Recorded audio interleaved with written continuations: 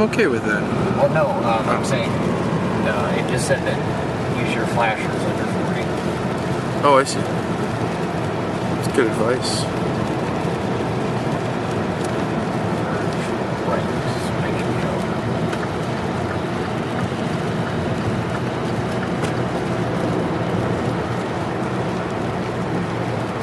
I think we're going through the mountain here pretty soon.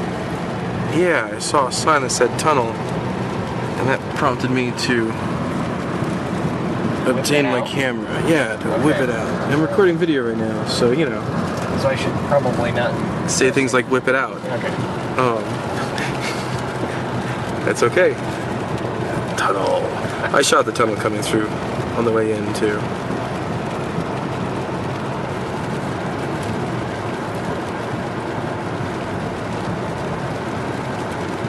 And then it comes to be that there's shooting a light at the end of your tunnel.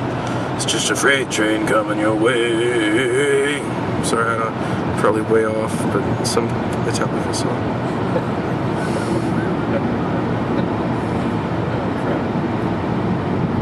Man, Metallica got intellectual property way wrong. Yeah, exactly. So did Prince, but in a different way. Actually, much the same way. So you just basically fucked yourself on this video because now you gotta pay royalties. Right. Legally speaking, so far as intellectual property goes. And YouTube has an algorithm where if I actually got that song right, it would recognize it and be like, you can't use that.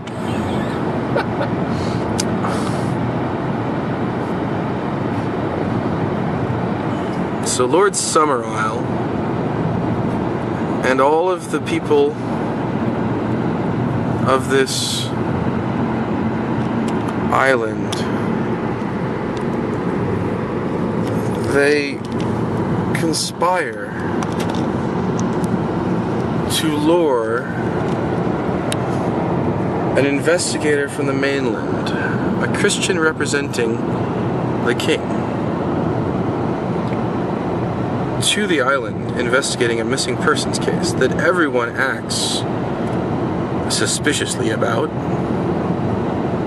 in order to pique his interest and get him delving deeper and prying and breaking the rules of propriety as a guest,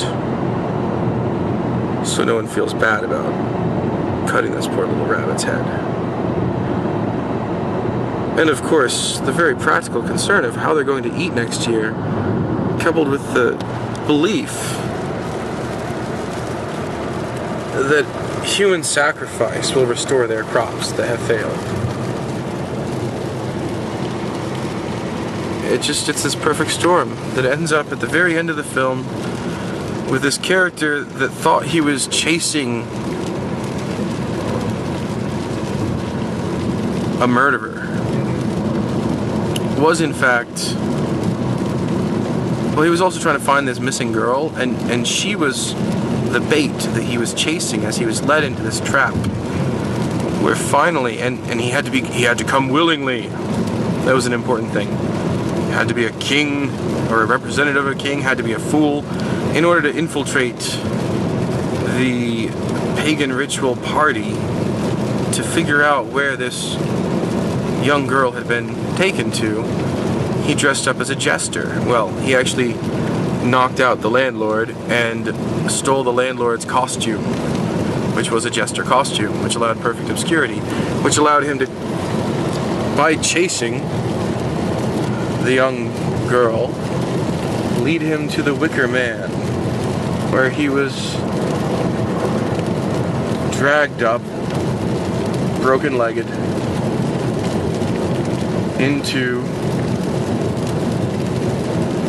a giant figure made out of burnable material filled with other chickens and animals and cows and roosters and whatever, and set on fire.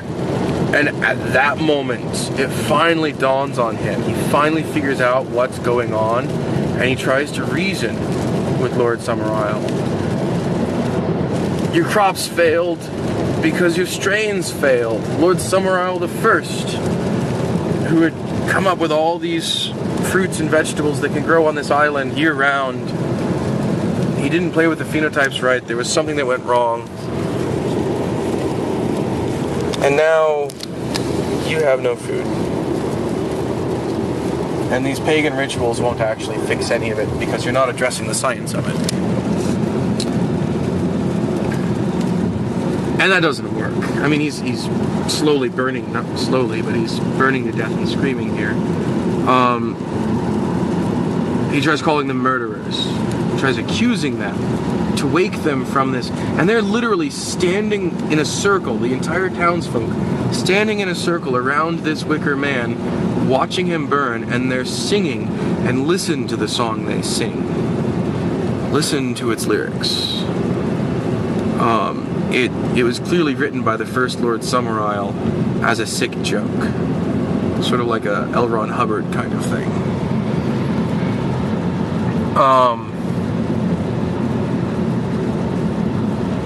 He tries imploring them. He tries to appeal to their compassion.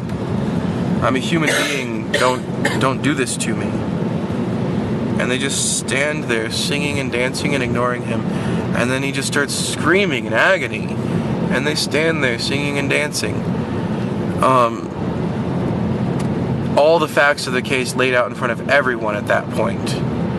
And instead of reaching a consensus and working towards designing a solution, it was a human sacrifice, bread and circuses,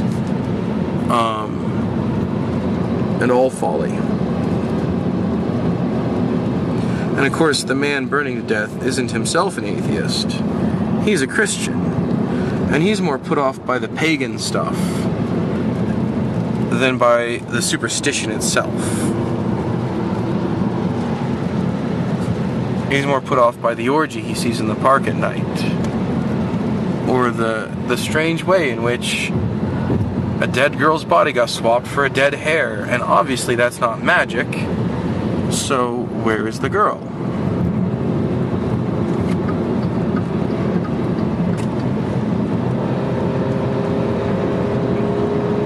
It's a great movie, and it's really about sustainability and the role superstition plays, the role of religion as an opiate to the masses, the challenges in designing a sustainable civilization.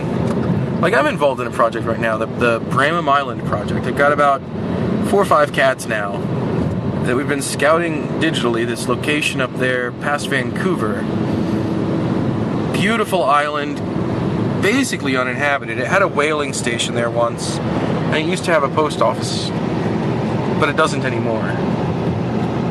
And there's inlets, actual sea, that because of the tides, a lot of water rushes in and out of there every day. You can build power off that.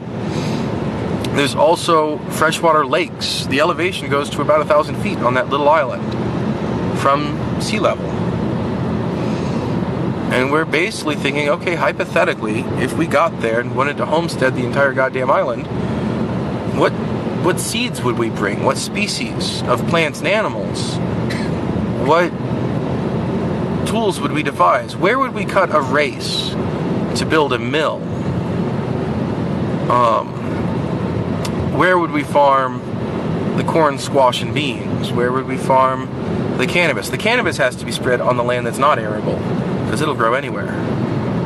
But the south-facing hills that have water, the moist south-facing hills, would get, this, that, or the other. And this is all hypothetical. There's people that know how to do this shit. And considering for how many humans, what are the basic nutritional needs, at what point do people get bored eating the same thing, that kind of stuff. But basically, Wicker Man is about someone attempting that, pulling it off successfully, and then 3 generations it comes to economic and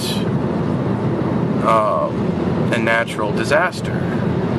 Well, man-made disaster, really.